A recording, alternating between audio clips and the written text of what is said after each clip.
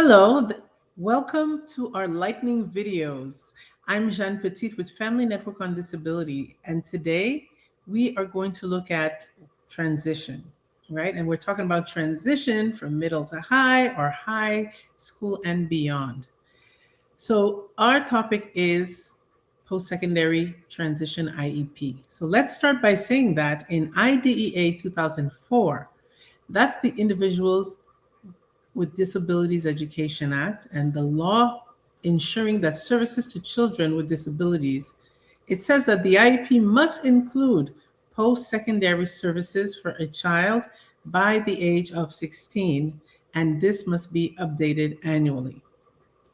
So this provision was changed from age 14 in 1997 to now 16 in the New Improvement Act of 2004.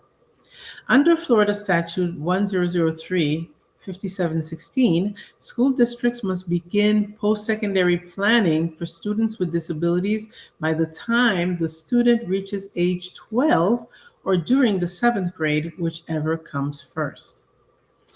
And there are some side-by-side comparison of transition provisions in IDEA in 1997 and 2004.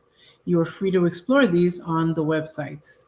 And so that's it for our transition IEP, especially for those students that are transitioning out of high school and into the real world. Thank you. I'm Jeanne Petit, and I'll see you here for another lightning and informative video.